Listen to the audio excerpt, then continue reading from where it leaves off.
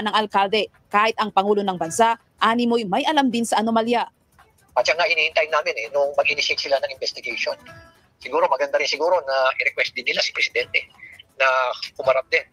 Para, kasi tingnan mo sa kanya bakit sinabi ni Presidente na mahiya kayo? Yan. Ibig sabihin, may alam si Presidente sa mga kalokohan nila. Po ninyo yan, karagdagan siguro impormasyon, Mr. President. Meron po akong nabasang isang briefing na dalawa po sa binanggit yung undersecretaries parang nagkaroon po ng pagbabago. Atas ng panibagong katungkulan nagmula mismo sa tanggapan ng DPWH. Tama po kaya? Nako, yan Mr. President, Your Honor? Tama sagot niya sapagkat hindi Bakit naman po hindi kayo makakasagot? Jinggoy! Senator Jinggoy, wag na magano. Kung bibira-birahi. Andyan na si Senator Marcoleta, tapatan na ito. Ang tapang, di ba? Bakit hindi ka makakasagot? Andito na tayo. Tayo nga, plenary session na ito, ha? Bulgara na ito. Bulgara na. Nanggaling tanong ko sa inyo. Sa House of Representatives. Kayo po nanggaling sa House of Representatives. Malamang kayo po nakakaalam kung marami po ang pinatutungkulan ng ating Pangulo, Ginoong Pangulo. Talagang marami. Ako po, sinasabi ko sa inyo, marami pong kontraktor doon. Ang tanong ko lang kung kayo sumasang-ayon sa aking pananaw. Yun! Yes, sumasang-ayon po ako sa inyo. Yun! Kung kayo po Yes. Magandang hapon muli sa ating mga kasama. Nandito na naman si Kuya Gus nagbabalik. At syempre, kung hindi ka pa nakasubscribe sa ating channel, subscribe na lang po at hit mo na rin yung bell para lagi ang updated. Ito na! Kulay na kulay! Ang nakikita natin dito, lumalabas ang tunay na kulay. Sabi sa inyo kunyari nagbabait-baitan. Nung nandun si BP Sara sa hearing, akala natin bait-baitan. Ngayon, lumabas ang tunay na kulay. Siya ay ngayon, wag daw magmamadali. Bakit? At ito unang ang arangkada. Yung mga kontraktor, yari ngayon kay Senator Marcoleta. Meron hong live Senate holds plenary Kani-kanina lang. Tama ba? Kanina ho. At kasalukuyang nagaganap. Ito, binakbakan kagad sino itong mga kongresista na kontraktor. Mukhang may babahagi ata dito Sinisimula na. Yung mga bakulaw na may koneksyon sa mga pangungontrata. Naku, sino kaya yan? Meron kaya dyan mga undersecretary pa? Abangan natin yan mamaya kay Senador Marcoleta. At ito yung hamon ni Mayor Benjamin. Anong sabi ito? Hamon na isang mambabatas kaugnay ng ebidensya ng korupsyon. Naku, totoo meron yan. Kaya wag na kayo magmalinis. Yung mga, mamaya sino yun yung nagsabing dahil daw sa Dolomite nagbaha ang Maynila. Yung representative ng Bicol. Anong pangalan nun? Ito. Pasok muna natin to. Ano ang balita dito? Bakit ngayon, ikaw ay parang nangangamoy na. Nangangamoy na. Ipasok natin dito pero nakalike ka na ba? I-like nyo muna yung video natin mga kasama. Share mo na rin. At kung bago ka lang, mag-subscribe ka na. At i-bell all nyo para kayo ay nakakatanggap ng notification. Share nyo po Umabot ng 1,500,000 yung video natin para maraming makalam na ating mga kababayan. Share nyo po sa inyong mga kakilala. Salamat. Ito na, pasok! Ni Senator Loren Legarda ang kanyang mga kasamahan sa Senado na huwag magmadali sa pagbasura sa impeachment case laban kay Vice President Sara Duterte at idiniin na dapat nilang hintayin ng desisyon ng Korte Suprema upang malutas ang motion for reconsideration na ihahain ng House of Representatives. Ang pahayag ay bilang tugon sa kakatapos na pronouncement ni Senate Pro Tempore Jinggoy Estrada na nagsiwalat na mayorya ng mga senador ang boboto para sumunod sa desisyon ng Korte Suprema na nagdeklarang labag sa konstitusyon ang Articles of Impeachment laban kay Vice President Sara. Noong una, akala ng taong bayan, kaisa ka ni BP Sara. Meron ka pang pakamay-kamay. Yung panahon na si BP Sara ay tinutuligsa dyan sa kamera. Andun ka. Tama ba? Oo. Bigla na lang, ano nangyari? Iglap sa isang iglap, parang hindi na bate, ganon. Bakit kaya? May nakapagsulsul kaya dito? Talagang gusto talaga, yun talaga ang plano. Magkukunwaring kakampi, pagdating sa dulo, siya pala ang kontrabida. Anak ng tipaklong naman, ha? Aling Ledesma, ikaw nang humusga. Ano sa palagay nyo ang eksena ng babae? Tuloy. Walang paglilitis na magaganap. Sa isang panayam, giniit ni Legarda na dapat sundin ng tabang proseso anuman ang political affiliations sa paghahangad ng pananagutan, katarungan, katotohanan at pagiging patas. Aniya, we should not decide prematurely until the House of Representatives has exhausted all legal remedies. Ayon kay Legarda, nararapat lamang na bigyan daw ng pagkakataon ang Kamara na gamitin ng kanilang legal na opsyon upang muling balikan ang naging pasya ng Korte Suprema. Ay, walang ganun. Hindi pwedeng pabalik-balik kasi kataas-taasang hukuman na nagdesisyon tapos babalikan yun, yung laro-laro lang. Hindi pwede ganun. Mag-isip naman kayo ng accurate at tama. Hindi pwedeng pag sinabi mo, gagawin. Hindi pwede yun. Galing-galingan naman kayo. Nagdesisyon na ang kataas-taasan tapos sasabihin nyo, huwag magmamadali. Huwag magmamadaling imbasura. Nagsalita na rin. Di ba? Si Mamang Quezon. Di ba? Kayo, ang iniisip niyo na naman, sa 2028. Di bumuha kayo, di ba? Bumuha kayo ng, anong tawag sa kanila? Veteran Black. Veteran Black ba tawag sa kanila? Kasi mga veterano. At yung isa naman, parang nagsolo na. Grabe, no? Kampi-kampihan na nga dito. Ito sinasabi natin eh. Ngayon, lamang si BP Sara. Pero, hindi pa natin sure. Kagaya nga si Senator Marcoleta, di ba nga, napagbintangan na umaalis na raw sa... Hindi ganun si Senator Marcoleta. Huwag niyong bibigyan ng kulay. Hindi ako PDP laban. Ano sabi niya? Hindi ako PDP laban. Ano to? Kwentong... Siya nga tagapagtanggol ni BP Sara eh. Ano kayo ng tipaklong naman? No? Hindi naman pwedeng ganun. Gagamitin niya si BP Sara para... Hindi ho. Meron hong prinsipyo yan. Saka may takot niya sa taas. Diba? Gagamitin tapos para manalo. Wag. Yung mga nagpapakalat ng maling impormasyon, masusupalpal kayo mamaya, tignan nyo. Masusupalpal kayo dahil nagsalita na ho si Senator Marcoleta. Bakit? Fake news eh. Nagpapakalat sila, lalo na yung malaking uso, yung bulagar na malaking uso. Ang sabi daw, umamin na daw si Senator Marcoleta na ipatutuloy niya o pumayag daw di umano si Senator Marcoleta na ituloy ang impeachment trial. Wow. Hindi naman ganyan ang pagkakasabi. Tipaklong kayo talaga. Meron lang kayong may content eh. Gawa-gawa kayo ng kwento. Magbase kayo sa video. Kaya kayo napupulahan eh. Mapagpanggap kayo, akala nyo. Tuloy. Noong July 25, kung saan idineklara nitong unconstitutional ang nasabing impeachment complaint. Gayunpaman, hindi sang-ayon si Senator Dante Marcoleta sa mungkahi ni Legarda. Aniya, hindi na kailangang hintayin pa ang Kamara upang pag-usapan ang mga implikasyon ng naturang desisyon, lalo pat ito'y may malawak na epekto sa checks and balances ng pamahalaan. Aniya ni Marcoleta, bakit pa natin hihintayin?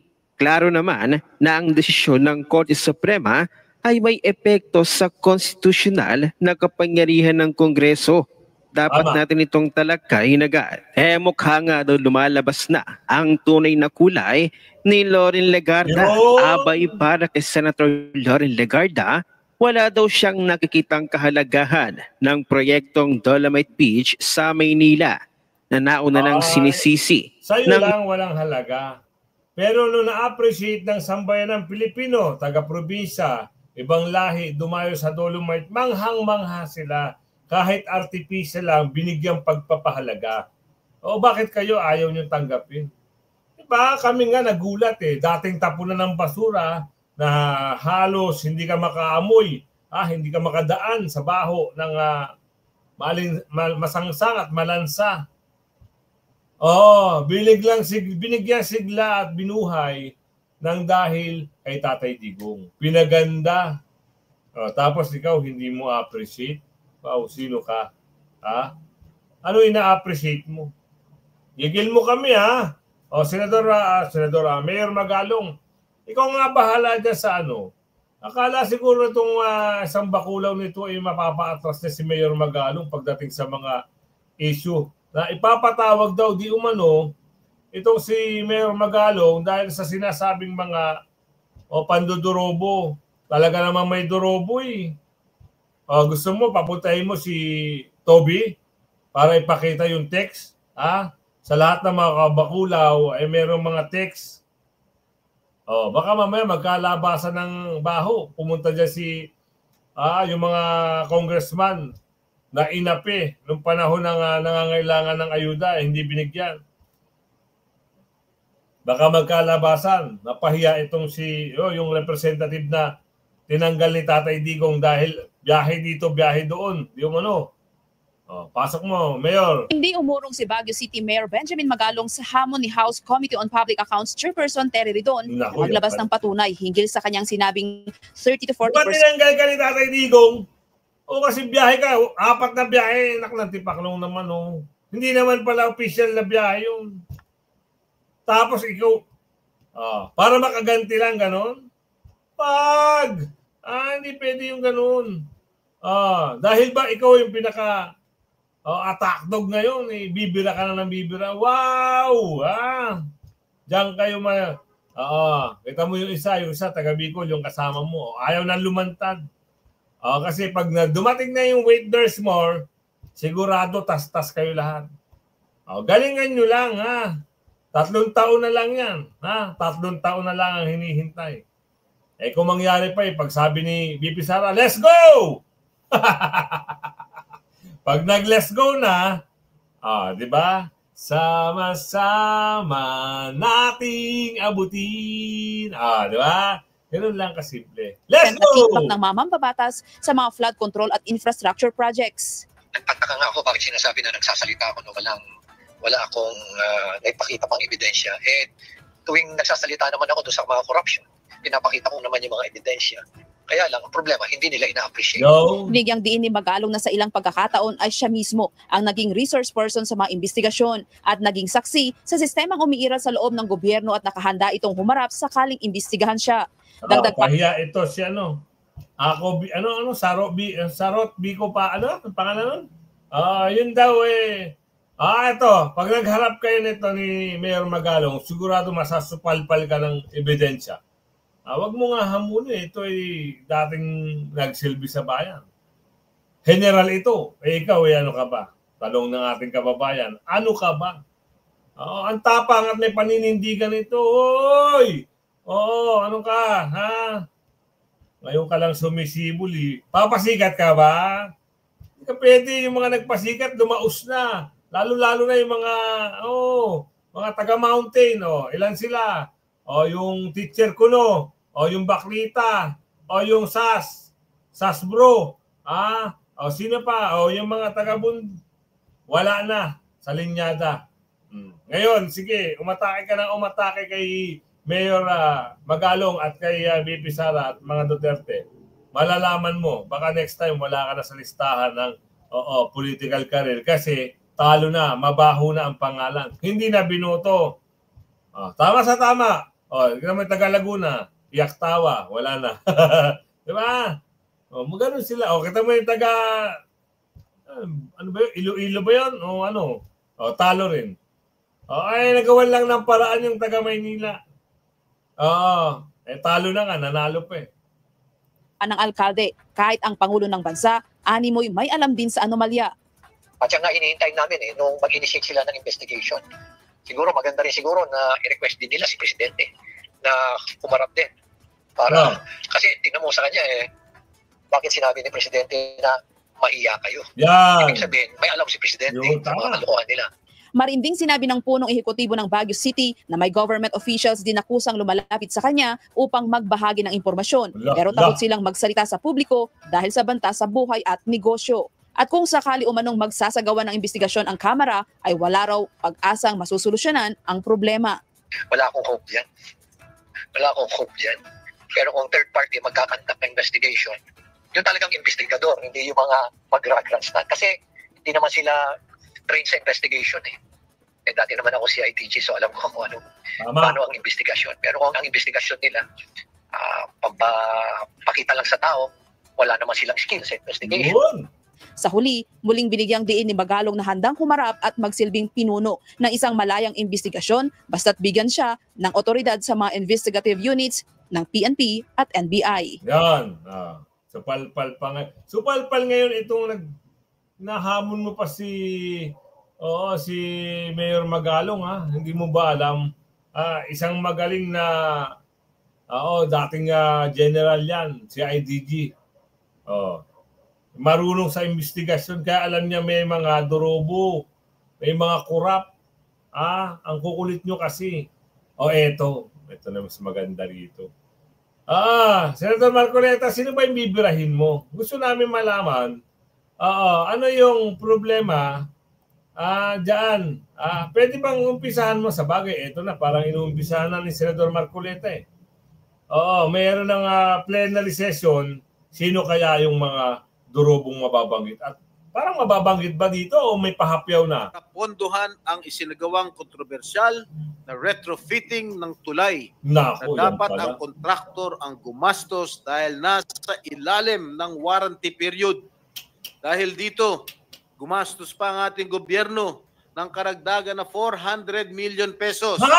Ang halagang ito ay 50% ng original contract price ng tulay, Ginoong Pangulo. Yun lang po, Ginoong Pangulo. Mr. President, 3 undersecretaries. Ayun na. Ibig bang sabihin nito, may basbas ito sa kanilang secretary, Mr. President? Well, that sa aking palagay, command responsibility po yan. Hindi naman po kikilos itong mga undersecretary kung wala hong basbas ang namumuno. Yun! Booking na Sinabi po nyo rito, Mr. President, Your Honor, na kung wala raw basbas ang namumuno, hindi kikilos ang mga undersecretary. Booking na. Baka malaking bigayan dito o malaki ang kikitain dito. Tuloy-tuloy nyo lang yan, Senator Jinggoy at Senator Marcoleta. Malalaman natin at malalaman ng taong bayan kung sino-sino yan. Pwede ba pangalanan nyo kung sino-sino yung mga undersecretary na yan? Please lang naman ang mga taong binanggit ninyo ay nabigyan pa ng karagdagang trabaho. Ano pong mga karagdagang trabaho ang naibigay pa, Mr. President? Yan.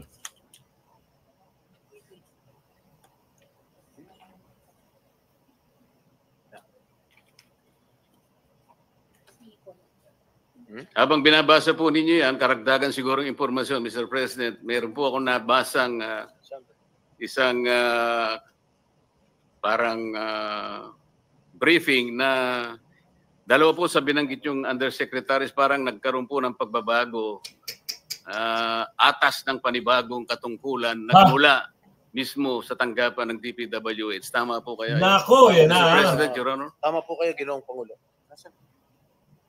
At binanggit din po ninyo sa inyong speech, Mr. President, Your Honor, na sila kayo'y nagsususpetsa at maring sila pinatutungkulan ng Pangulo nung sinabi niyang mahiya naman kayo. Ano po ang pinagbabatayan niyo rito? Malamang itong sinasabi ng ating Pangulo na pinatutungkulan ng ating Pangulo na mahiya naman kayo. Palagay ko, ito po yung mga opisyalis ng DPWH na kasangkot o kasabwat sa pagpapatayo nitong collapsed bridge nito sa Isabela. Siguro po ang mas...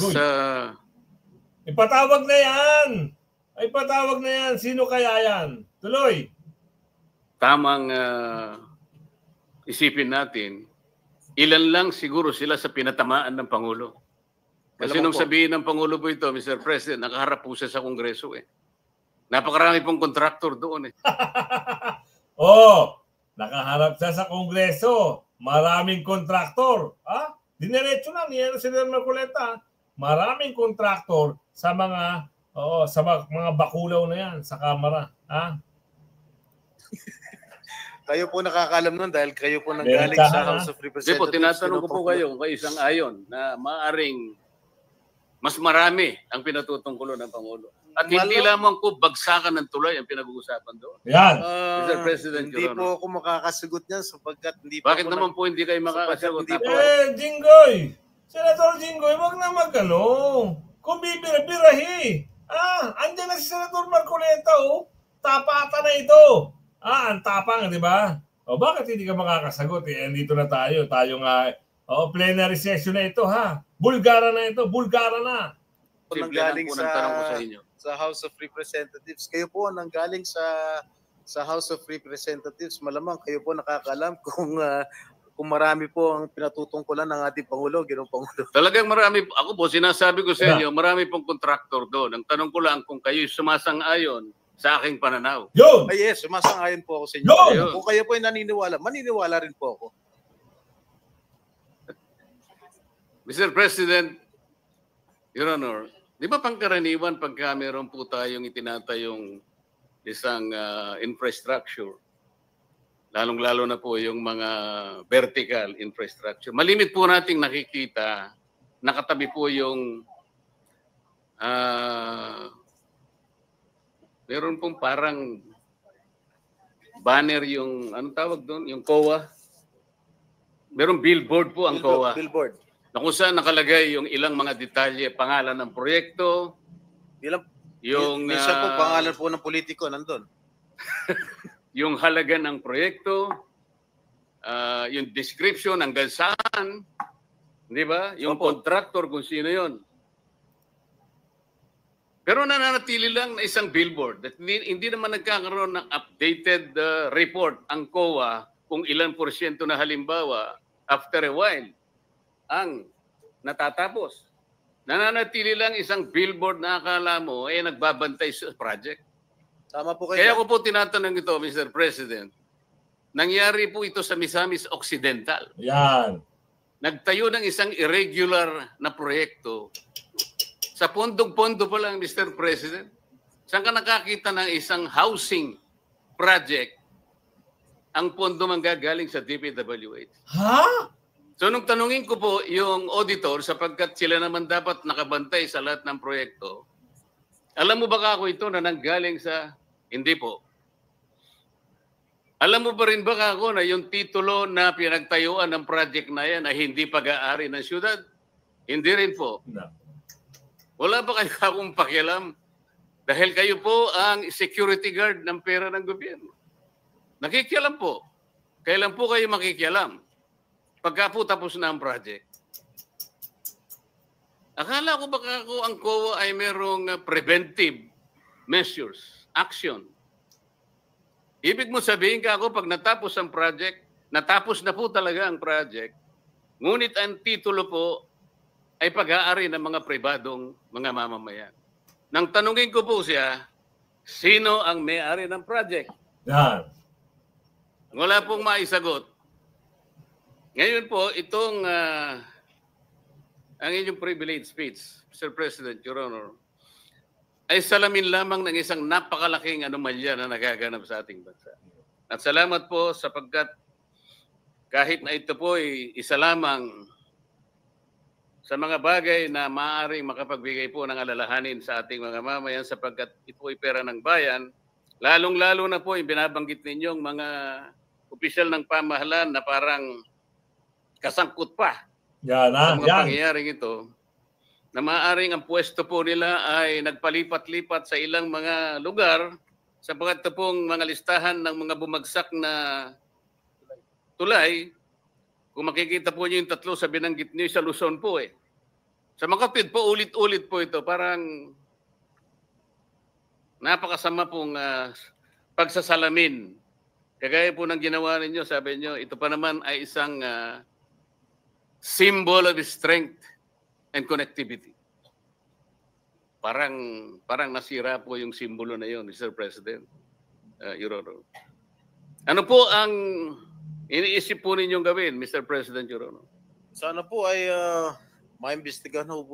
maimbestigahan po itong sa lalong madaling panahon. Inimbestigahan na po ng ating kasama. Dito po sa inyong committee, sa Blue Ribbon, sapagkat ang involved dito ay mga opisyalis ng ating gobyerno. Lalong-lalo po of course, sa DPWH. At masagot ko lang po yung inyong katanungan kanina dun sa mga undersecretaries na nabigyan pa ng karagdagang trabaho. Kung kumari lang po, Ginoong Pangulo. Base sa mga department orders namin nakuha, na-promote pa ho si Engineer Loretta Malaluan from Regional Director in Regional Office 2 to Assistant Secretary for Regional Operations in Luzon. Si Nery Bueno po ay dating Regional Director din sa Region 2 at na-promote bilang Assistant Secretary for Regional Operations in Visayas and Mindanao. At si Eugenio P. po ay dating ASIC lamang bago naging Undersecretary. Ganon din po si Yusek Ador Canlas. Ayan na. Pinangalanan na. Yung mga dorobo na nababanggit. Mga under pa. Wow. Sabaw. Kaon-kaon. Pera ng bayan yan. Salamat po sa impormasyon, Mr. President, Your Honor. Meron po kayong binanggit na retrofitting. Ang ibig po nyo sabihin, Mr. President, Your Honor, ito pong tulay ng Kabagan na ito ay maliban po sa ito'y ginastusan ng pamahalaan, yung retrofitting, ginastusan pa rin po ng ating pamahalaan. Opo, ginastusan pa rin po ng ating pamahalaan. Pagkatapos po ng 2 gastusan, ito po ay bumagsak. 3 gastusan, hindi dalawa. Ang retrofitting po, ang ibig sabihin po ng retrofitting, para sa pagkakalam ko, hindi po ako inhinyero, no? Sa pagkakalam ko, is to strengthen the structure, Ginoong Pangulo. Pero, gastusan na ng gobyerno ang retrofitting, bumagsak pa rin after so many weeks. Kaya, nakakagulat at gumastos pa ho ng 400 million ng ating gobyerno for the retrofitting cost, Ginoong Pangulo. Bang klase talaga, no? Tama lang yan, pangalanan nyo lahat, yung mga dorobo na yan, Senador Marcoleta at Senador Jinggoy. At siyempre, kaisa nyo ang Pilipino dyan. Dahil gusto rin malaman ng sambayan ng Pilipino at milyong-milyong Pilipino kung saan napupunta ang pondo ng bayan. Kung nasa tama ba, o gaya na nababanggit, ginastosan ng ilang beses, ganun pa rin bumagsak. Sino-sino ba yung mga undersecretary na yan? Sino-sino ba ang mga may hawak ng project na yan? Dapat mapanagot. Iharap dyan sa Senado, paimbestigahan. At ito, Senador Marcoleta pa rin ano yung meron dito? Palagay ko ito yung sinagot niya na yung Ito, sila bahala magpaliwanag dito. Alam mo yung mahablang kayo. Mahablang ka po. Nagawa kapapangan. Puting-puti yun. Kabisado ko yun sapagkat yung mga tsahin ko nung malita ko, talagang yun ang kanilang ekspertong ginagawa na kakanin. Sarap niya. Yun na nga, kumukulungan siya natin. Hanggang ngayon, hindi ko pa natitikman yun. Baka naman may natira pa. Ayun nga po, nung araw na yon, birthday nyo, ay nagtalaga ang Senado ng iba't ibang mga committee chairmanship. Ang napunta sa inyo, sa balitang natanggap namin, ay yung Blue Ribbon, saka yung Trade and Commerce, Sen. Baka napagkamalan lang Red Ribbon, dahil birthday ko. Trade and Commerce, tsaka meron pang isa na ibibigay sa atin, hindi lang na i-broadcast pa. Ganun po. Ilan ba lahat ng committee ng Senado, Sen? Kasi 24 lang naman kayo, di ba? Ang alam ko, 41. Kaya mas marami pang committee kaysa sa senador. Oo nga. Kaya pala meron senador sa inyo, 3 ang committee, no? Meron naman 2. Merong 4. Pero yung iba kasi, automatic, gaya ng majority leader, pro tempore, at saka Senate President, di ba? Sila naman kasi wala nang committee yun. Opo, sa lahat sila. Senate President pro tempore ka o kaya majority leader. Kahit na yung deputy majority leader kasi dinagdagan nila ngayon. Opo. Merong 3 deputy majority leader sa panig ng majority. At saka 2 deputy minority leader. Panig ng minority. Well, pagka minority leader din naman, automatic na lahat ng miyembro ng lahat ng komite, no? Kasi ex officio. Ex officio member. Ngayon, paghahatian nyo sa 41, divided by 3 sa aming panig, yung dalawa, yung kasi sa majority ako eh. Opo. So 41 yun, divided by 3, ilan ba yun, Nelson? 41 divided by 3? Mga ilan? Halos. Pagay mo 10. Tama. So tigsa 10, mamimili kami. 10 sa akin, 10 dun sa isa, 10. Para covered mo lahat. Membro ka. Ganun pala yung ibig sabihin. So sa dalawa naman, tig 15 sila dahil hindi lang. Tig 20. Opo. Dahil dalawa lang sila. So yun pa lang, no, ganun sa Senado. Kasi sa Kamara naman, sa pagka 300 plus kayo doon, marami doon, walang miyembro, walang komite, ang miyembro na lamang, di ba? Sa dami naman ng committees doon. Kaya kung kinakailangan mag-create sila ng subcommittee para lang may maupuan yung iba eh. Isip-isipin meron ka pang subcommittee on West Philippine Sea. Ayun, nga po. Meron pang WTO ata yan. Yung kauna-unahang naging chairman ng subcommittee ng West Philippine Sea. Opo. Si dating speaker Sunny Belmonte. Sunny Belmonte. Tapos magkita kami, sabi niya, Dan, kasama kang membro ko ron ha. Opo, Saan ka tayo mag-hearing? So, dito tayo palagi. Ayaw baka ako sa Scarborough Shoal tayo, speaker. Ikaw naman kanya, malayo yun. Talaga naman. At kakahapo, alam mo yun, nagtaka si Nelson Sen bakit daw ba ang nangyari, ang mga deputy speaker nila may higit 20 na? Natatandaan ko kasi dati, 3 lang ang deputy speaker, di ba? For Luzon, for Visayas, at saka for Mindanao. Ngayon, ilan na? Ngayon, 20 mahigit na Bakit ka nagtataka, Nelson? Tayo nung panahon ko, 32 kami. Panahon ni Alan Cayetano. Ba't ako nagagano? Di ba, originally, parang ilan lang naman ang deputy speaker, di ba? Tsaka isang speaker? Wala tayong magagawa. Yun ang ginawa nila. Kailangan naman questionin mo pa yun. Ganun ba? Parang gusto namin questionin ni Nelson. Hindi ba pa-investigate? 32 kami. Sa lahat na nga. Parang dimasin ko na ata deputy speaker ngayon. Kasi may kanya-kanyang cluster eh. Tinatauhan. Halimbawa, doon sa economic. Halimbawa, may social, merong labor. Kasi may cluster yan. So pag ikaw ay dito, halos sa 3 hanggang 4 na committees ang binabantayan mo. Parang ikaw ang hierarchy doon. Ayun, yun ang explanation doon. Sa dami kasi ng may gitna 80 yata yung committees eh. Opo. Hindi, baka higit pa. May higit 150 siguro. Ang mga committee ng Kamara. Kasi naalala ko, nung bago-bago ko. Plus subcommittee na yun. Saka meron pang special committee. May special committee pa. Nakita mo yung special committee on food security. Ayun, Nako. Ayan. Kasi naalala ko lang nung bago-bago ako reporter, napunta ako sa Kamara, isang linggo lang naman, 3 lang ang deputy speaker. Isang for Visayas, for Luzon, saka for Mindanao. Bukod doon, wala na. Anong 19 yun? Mga 5 years ago. Hindi ko sabihin, 1962, reporter ka na, Jen. Hindi po. Ang laki pala ng nagot ng edad mo sa akin. Anyway, nasa ibang paksa na tayo. Ano bang mga mainit na usapin ngayon? Habang din lamang nasimulan mo na yung Blue Ribbon Committee. Ayan. Ang tinatanong ho nila agad ngayon, Sen, doon sa ating mga kabayan, yaman din lamang kayo na po ang nasa chairman ng Senate Blue Ribbon Committee. Ano na po ang inaasahan? At meron na ho ba kayo nakatalaga kung sino-sino ang mga miyembro ng Blue Ribbon Committee? Yung Blue Ribbon Committee, Jen, Nelson, ay isang nakapormang committee na yan. May tao na talaga yan. Ganun ba? Ang pinaka-head niyan ay tinatawag na Director General. Kapatid ni Congressman Miro Kimbo. Palagay ko kuya niya yun. Naka-wheelchair yun, pero very competent, ha? Okay. Matagal na siya roon at ang pagkakaalam ko, magre-retire siya itong December. So, meron na talagang yun. Meron talagang may tao yun. May tao yun. At sa aking palagay, sa tagal ng pagkakatatag ng Blue Ribbon Committee, ay talagang may kasanayan na. Yung competence nila, kung ang pag-uusapan ay pag-build up ng kaso.